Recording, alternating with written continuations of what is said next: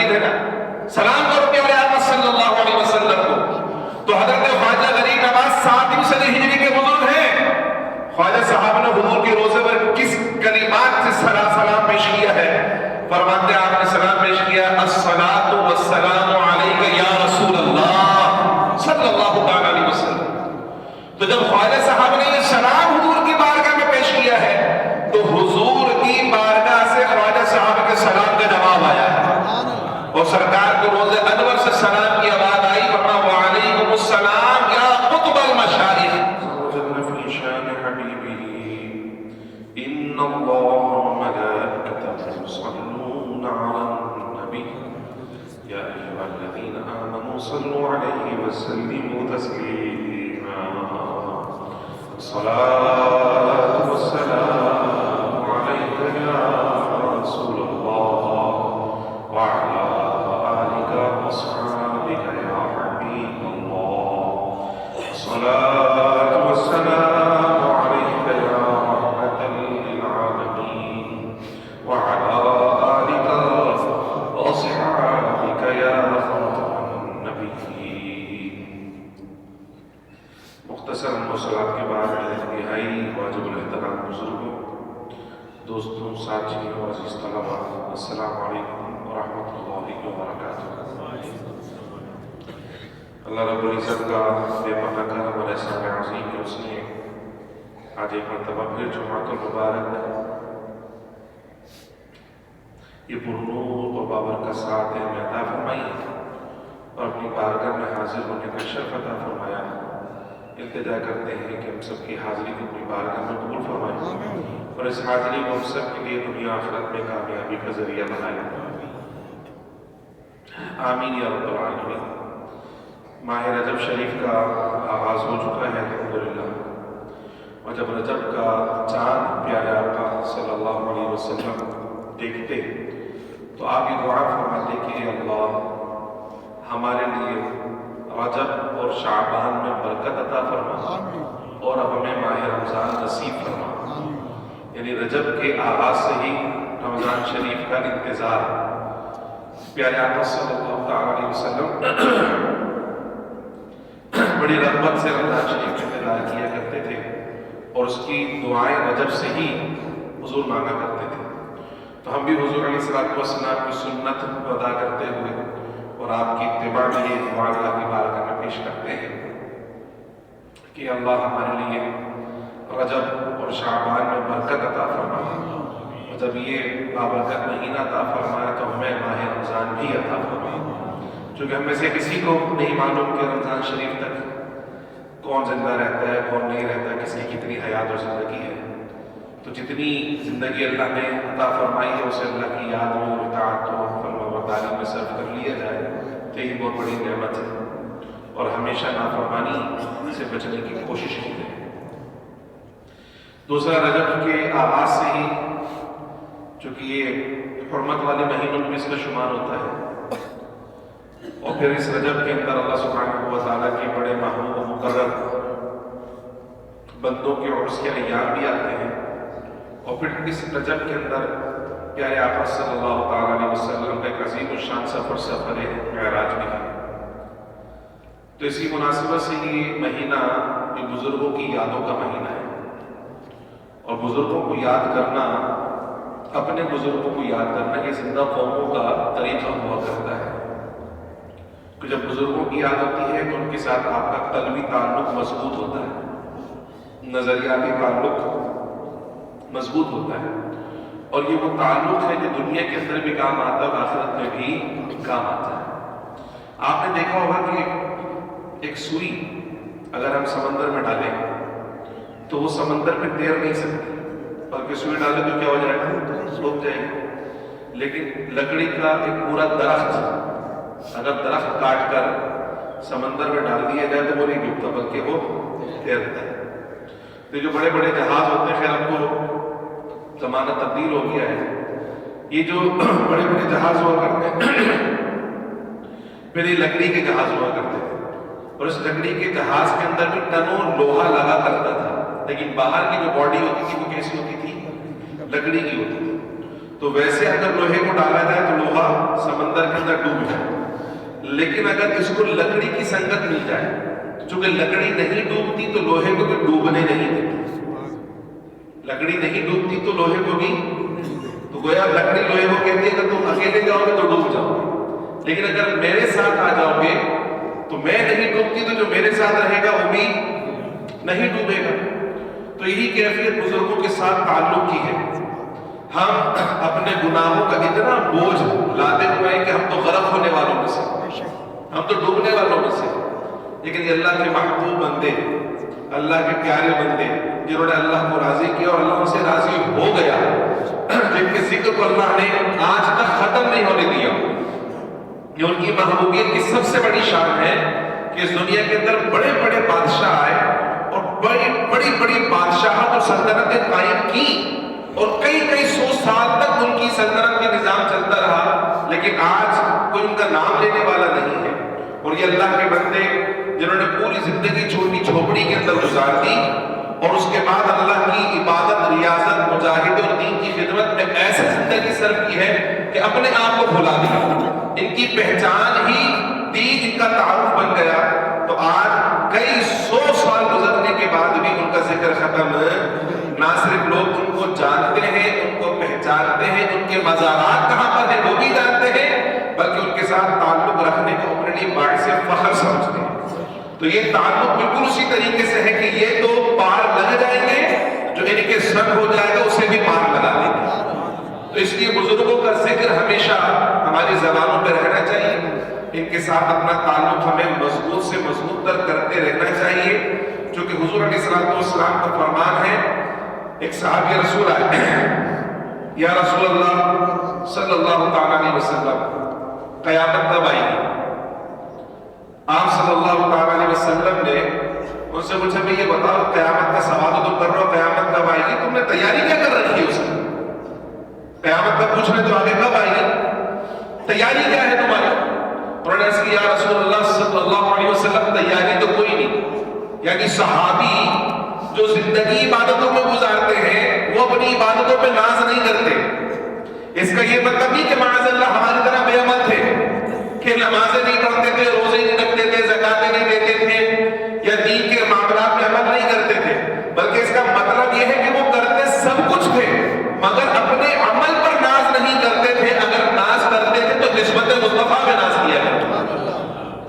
عرض کیا یا رسول اللہ صلی اللہ علیہ وسلم میرے پاس تو کوئی عمل نہیں ہے، بس حضور اتنی تیاری ہے کہ میں آپ سے محبت کرتا ہوں، آپ سے محبت کرتا ہوں۔ تو پیارے آقا صلی اللہ علیہ وسلم نے فرمایا المرء مع من احب، جو جس سے محبت کرتا ہے قیامت اسی کے ساتھ اٹھایا جائے گا۔ تو ان بزرگوں کا ذکر کرنا در حقیقت ہمارا ان کے ساتھ تعلق مضبوط ہونے کی دلیل ہے، اور اپنی نئی نسل کو ان بزرگوں کے ساتھ روشناس کرانا یہ ہماری ذمہ داری ہے۔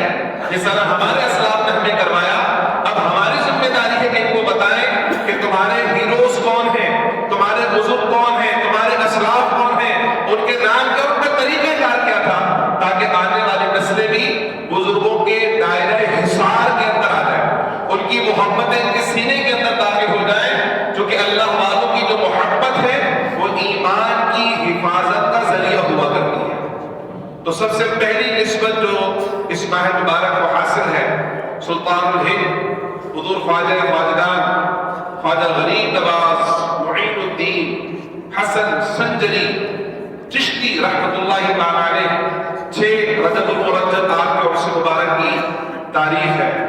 تو ہر رجب شریف کی 6 تاریخ کو خواجہ صاحب کی چھٹی شریف یعنی عرس مبارک کی محافل کا انعقاد ہوتا ہے، نہ صرف اجمیر میں بلکہ پوری دنیا میں جہاں کہیں خواجہ صاحب کے ماننے والے اور چاہنے والے ہیں، زمین کے ہر اس خطے پر خواجہ صاحب کے سارے ثواب کا اہتمام کیا جاتا ہے۔ حضور خواجہ خواجگان خواجہ غریب نواز رحمۃ اللہ تعالی علیہ نجیب الطرفین سید ہیں، والد صاحب کی طرف سے بھی سید ہیں اور والدہ کی طرف سے بھی سید ہیں، نجیب الطرفین سید ہیں۔ صرف 8 سال کی عمر میں آپ حافظ قرآن بن گئے تھے، 8 سال کی عمر میں۔ اس کے بعد آپ نے علوم دینیہ حاصل کیے۔ ابھی آپ کی عمر مبارک تقریباً 13 سال تھی کہ والد ماجد کا انتقال ہو گیا. 18 سال کے ہوئے تو والدہ کا بھی انتقال ہو گیا. جو والد صاحب کا ترکہ تھا اس میں ایک باغ اور ایک پنچکی آپ کے ترکے میں آئی. اللہ سبحانہ و تعالی نے چونکہ آپ کو اس باغ کی خدمت کے لیے پیدا نہیں فرمایا تھا کہ آپ نے انگوروں کے باغ کی خدمت کرنی ہے، بلکہ اللہ نے آپ کو اس لیے پیدا فرمایا تھا کہ باغ مصطفیٰ کی خدمت کرنی ہے. وہ چھوٹے سے رقبے والا باغ وہ آپ کی ملکیت نہیں ہے، بلکہ سرزمین ہند پر ایک باغ اسلام آپ نے لگانا تھا جس کے لیے اللہ نے آپ کو پیدا فرمایا تھا. اور پھر اللہ نے جس مقصد کے لیے پیدا فرمایا اس کا سفر آپ کا یوں شروع ہوا کہ آپ کے علاقے کے بزرگ حضرت شیخ ابراہیم قندوزی رحمۃ اللہ علیہ مجذوب تھے. آپ ان کی خدمت کی ہے. اس خدمت پر اس مجذوب نے آپ کو ایک روایت میں کھلی کا ٹکڑا، ایک روایت میں سوکھی روٹی کا ٹکڑا وہ آپ کو دیا. اور خواجہ صاحب فرماتے کہ جب وہ میں نے کھایا تو میرے دل کی دنیا بدل گئی. حلال غذا ایک تو وہ بھی اپنی تاثیر رکھتی ہے اور دوسرا بزرگوں کا دیا ہوا تبرک بھی اپنی تاثیر رکھا کرتا ہے. اور یہ بات ایسے نہیں بلکہ حدیث مبارکہ میں کہ ایک مدینہ منورہ میں ایک عورت بڑی بدکار عورت مشہور تھی. وہ حضور علیہ السلام کے پاس آئی، سرکار اس کو کھانا تناول کر رہے تھے. اس نے کہا کہ مجھے بھی کھلائیے. تو آپ صلی اللہ علیہ وسلم نے اپنے دست مبارک سے لقمہ اس کو بھی دے دیا. اس نے کہا نہیں یہ نہیں چاہیے بلکہ آپ کے منہ کے اندر جو ہے وہ مجھے چاہیے. تو آپ صلی اللہ علیہ وسلم نے اپنے منہ کا جو نوالا تھا نا وہ نکال کر اس عورت کو دیا. اور اس عورت نے جب وہ نوالا کھایا جو کہ لعاب رسول صلی اللہ علیہ وسلم سے متبرک ہو چکا تھا، اب جب وہ نوالا اس کے اندر گیا ہے تو وہ کھانے سے پہلے مدینے کی بدکار بے حیا عورت مشہور تھی، مگر جیسے ہی لعاب رسول اس کے شکم کے اندر گیا ہے اب مدینہ منورہ کی با حیا عورتوں میں اس کا شمار ہونے لگا.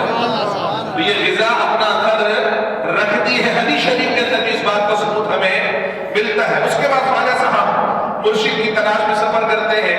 آپ کا حصہ اللہ نے حضرت خواجہ عثمان ہارونی علیہ رحمت کے پاس رکھا. آپ مرشد کو تلاش کرتے کرتے وہاں پہنچتے ہیں. آج تو بڑی آسانی ہے، آپ کو ہر جگہ بزرگان دین نظر آ جاتے ہیں. اس زمانے میں اللہ والوں کو تلاش کرنا پڑتا تھا. اور حقیقت یہ ہے کہ آپ کس چیز کو ڈھونڈ رہے ہیں. جب آپ کو کھانے کے لیے کوئی چیز چاہیے ہوتی تو آپ ہوتے ہیں ایک نمبر لوں گا. پہننے کے لیے کوئی چیز چاہیے تو ایک نمبر لوں گا. منگل بازار سے نہیں لے رہا وہاں 2 نمبر چیز ملے گی. فلاں جگہ سے نہیں لے رہا وہاں 2 نمبر چیز ملے گی. نہیں برانڈیڈ لوں گا، 1 نمبر چیز لوں گا. آپ کو کھانا چاہیے تو 1 نمبر، لباس چاہیے تو 1 نمبر، لیکن جب پیر چاہیے تو کوئی نمبر آپ کی ذہن میں ہی نہیں ہے. بس جو مل جائے، جو تعویذ لکھ کے دے دے، جس کے پاس سے میری مراد پوری ہو جائے، جو دم کر دے درود کر دے بس وہ، جو کوئی کرتب دکھا دے بس جناب والا اس سے ہم نے کیا کرنا جی مرید ہو جائے. پہلے وہ طریقت شریعت پہ عمل کرنے والا ہونا ہو، طریقت کی معلومات اس کے پاس ہو یا نہ ہو، بس جناب والا چونکہ انہوں نے پیر خانہ کھولا ہوا ہے، ناسخانہ بنایا ہوا ہے تو بھائی ہر دم کرنے والا پیر نہیں ہوتا، اللہ کا ولی نہیں ہوتا. اللہ کے ولیوں کو ڈھونڈنا پڑتا ہے، اس کی تھوڑی سی محنت کرنی پڑتی ہے. خیر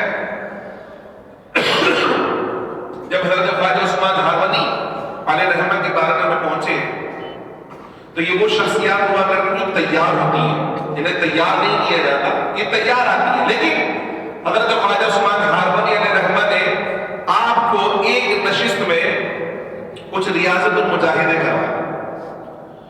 اور ریاضت المجاہدوں کے حوالے میں یہ آتا ہے کہ سورہ اخلاص شریف آپ کو کہا کہ جی 1000 مرتبہ سورہ اخلاص پڑھ کر آؤ. جب 1000 مرتبہ سورہ اخلاص پڑھ کر آئے تو آپ کے پیر و مرشد خواجہ عثمان ہارونی نے آپ سے پوچھا کہ بیٹے بتاؤ تمہیں کیا نظر آتا ہے؟ آپ نے کہا حضور مجھے ہارون کی زمین پہ کھڑے کھڑے اللہ کا عرش نظر آتا ہے. سارے حجابات ہٹا. فرمایا ابھی بھی کمی ہے. اللہ کا عرش نظر آنا چھوٹی بات ہے، کہ ابھی بھی کمی ہے. اس کے بعد دوبارہ چلنے کے لیے بھیجا. آپ نے پھر سورہ اخلاص پڑھی 1000 مرتبہ. اس کے بعد جب دوبارہ تشریف لائے کہا بیٹا آپ کو کیا نظر آتا ہے؟ کہ حضور اب عرش معلی سے آگے جو حجابات عظمت ہے وہ بھی مجھے نظر آنا شروع ہو گئے. فرمایا ابھی بھی کمی ہے. فرمایا جاؤ مزید 1000 مرتبہ سورہ اخلاص پڑھتا. جب مزید 1000 تو آپ کے پیر و مرشد نے فرمایا بیٹا بتاؤ میری دو انگلیوں کے بیچ میں تمہیں کیا نظر آ رہا ہے؟ تو خواجہ صاحب نے فرمایا حضور آپ کی دو انگلیوں کے بیچ میں 18,000 عالم کا ذرہ ذرہ مجھے نظر آ رہا ہے۔ ورنہ اب تمہاری تکمیل ہوئی۔ آپ اندازہ لگائیں کہ خواجہ عثمان ہارونی جب کسی کو اپنا خلیفہ بنائے تو اسے عرش معلیٰ بھی دکھائے، حجابات عظمت کے جلوے بھی دکھائے، یہاں تک کہ 18,000 عالم کا ذرہ ذرہ دکھائے۔ جو خواجہ عثمان ہارونی کا خلیفہ ہو اس کا یہ عالم ہے، جو خود اللہ عز و جل کا خلیفہ بن کر رہا اس کا عالم کیا ہوگا؟ اس کی نگاہوں سے کیا چیز پوشیدہ ہوگی؟ اعلیٰ حضرت عظیم البرکت نے جبھی تو فرمایا کہ اس کائنات کا سب سے بڑا غیب پتہ کیا ہے؟ وہ اللہ ہے۔ کیا ہے؟ اور ہمارے آقا وہ ہیں جنہوں نے سر کی آنکھوں سے اللہ کے جلوے دیکھے۔ زور سے بولو سبحان اللہ۔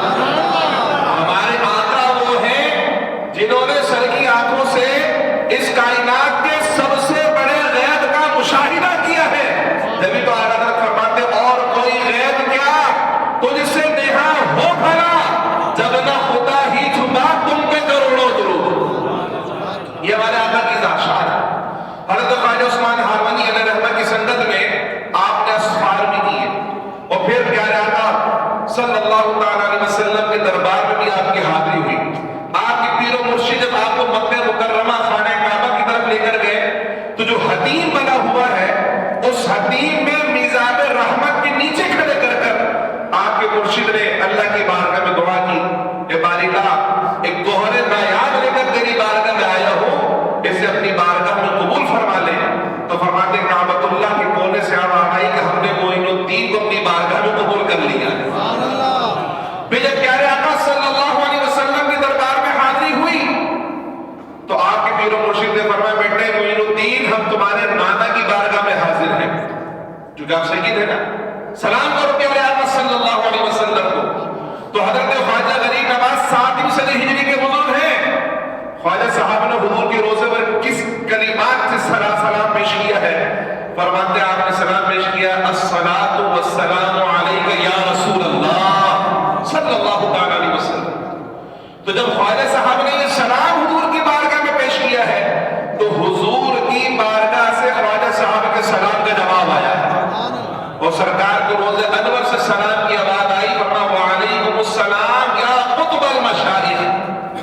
آج کے زمانے میں پیروں کو لقب مرید دیا کرتے ہیں، پیروں کو لقب مرید دیا کرتے ہیں، ہمارے حضرت اوتاد زمانہ ہیں جی، ہمارے حضرت قطب الاقطاب ہیں جی، ہمارے حضرت غوث زمانہ ہیں جی، ہمارے حضرت فلاں ہیں، ہمارے حضرت فلاں ہیں۔ آج کے پیروں کو لقب مرید دیا کرتے ہیں، خواجہ غریب نواز وہ ہیں جنہیں لقب رسول اللہ عطا فرمایا کرتے ہیں۔ حضور نے فرمایا قطب المشائخ، اور پھر پیارے آقا صلی اللہ علیہ وسلم کی بارگاہ سے ہندوستان آپ کی ڈیوٹی لگی تھی۔ اور جب ہندوستان آئے تو پہلے آپ نے لاہور میں حضور داتا صاحب علیہ رحمت کے قدموں کے پاس چلہ کیا، حالانکہ مسجد موجود تھی، عبادت ہی کرنی مقصود تھی تو کہاں کرتے؟ مسجد میں جا کے کرتے۔ لیکن آپ نے خواجہ صاحب نے جو کہ رسول اللہ کے بھیجے ہوئے ہیں، نائب رسول ہیں ہندوستان کے اندر، وہ بھی جب آئے ہیں تو پہلے حضور داتا صاحب علیہ رحمہ کے مزار پر انوار پر آپ کے قدموں کے پاس چلہ کیا، عبادت ریاضت مجاہدہ، اور ایک دن کی نہیں 2 دن کی نہیں 40 دن وہاں بیٹھ کر عبادت ریاضت کی ہے۔ اب ایک دفعہ چلے جائیں تو لوگوں کے پیٹ میں درد ہو جاتے ہیں کہ تم کیوں جاتے ہو بازار والوں کے پاس، یہ کچھ نہیں لے سکتے، یہ کچھ نہیں لے سکتے، یہ تمہارے کسی کام نہیں آ سکتے۔ اب ان کی بندہ مانے یا خواجہ غریب نواز کی مانے؟ خواجہ غریب نواز کی مانے گا، ایسی کسی بات ہے؟ تو خواجہ غریب نواز فرماتے ہیں کہ ایک دفعہ جانے والے لوگ تمہیں کہتے تم پریشان ہو جاتے، تم مجھے دیکھو میں تو 40 دن ان کے قدموں کے اندر پڑا رہا ہوں، اور کچھ ملا ہے تو پڑا رہا ہوں نا، کیسا نوازا گیا ہوں۔ تو آج بھی خواجہ صاحب علیہ رحمہ کا یہ شعر حضور داتا صاحب کے مدار مبارک پر موجود ہے، گنج بخشے فیض عالم مظہر نور خدا، گنج بخشے فیض عالم مظہر نور خدا، ناقصانہ پیر کامل کامل آرا رہنما،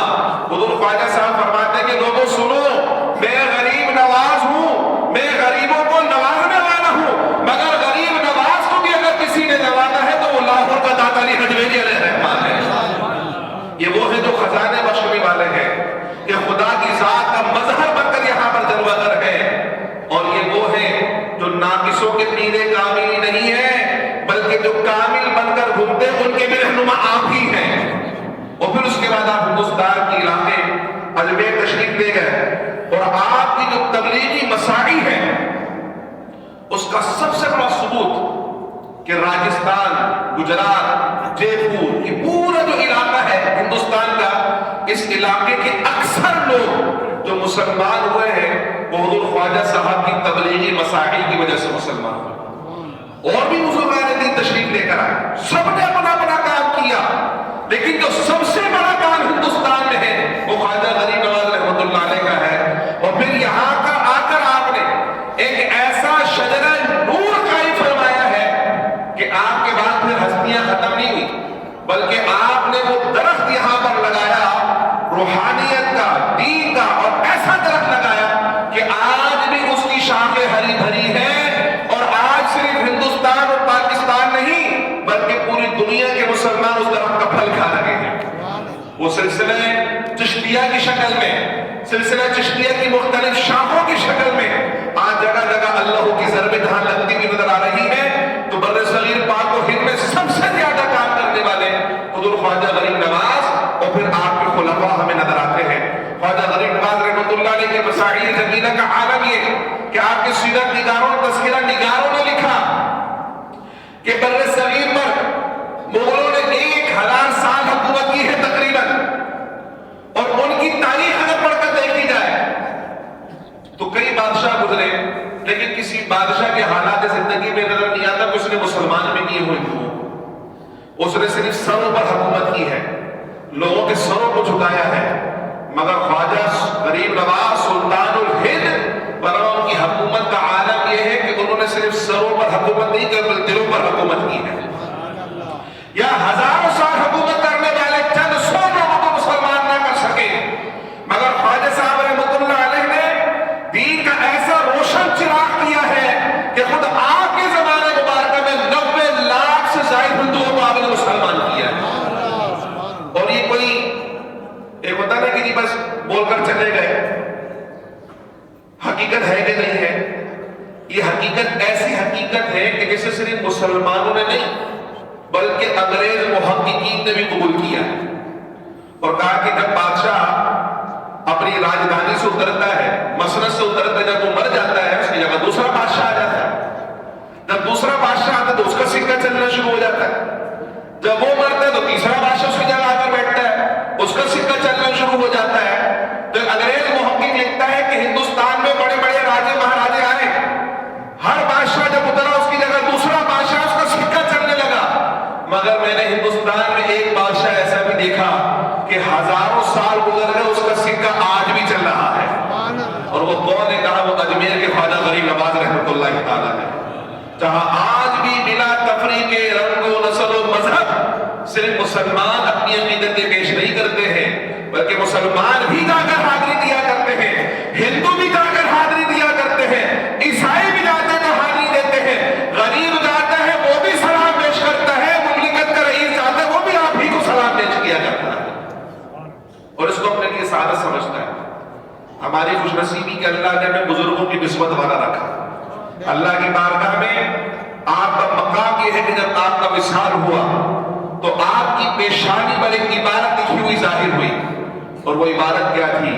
وہ سند ہے اللہ کی بارگاہ میں آپ کے مقام و مرتبے کی۔ عبارت تھی حبیب اللہ ما تفی حب اللہ، یہ اللہ کا دوست جو اللہ کی محبت میں مرا ہے، یہ اللہ کا ایسا دوست جو اللہ کی محبت میں مرا ہے، اور اللہ کا ایسا دوست جو اس وقت اس کے قریب ہوا اللہ کی محبت اس کے سینے میں داخل کی، اور اللہ کا ایسا دوست جو آج بھی ان کی نسبت کو حاصل کر لے اللہ کی محبت اس کے سینے میں داخل ہو جایا کرتی ہے۔ یہی وجہ ہے کہ بزرگوں نے کہا کہ اللہ کیے جانے سے اللہ نہ ملے ہیں، اللہ والے ہیں جو اللہ سے ملا دیتے ہیں۔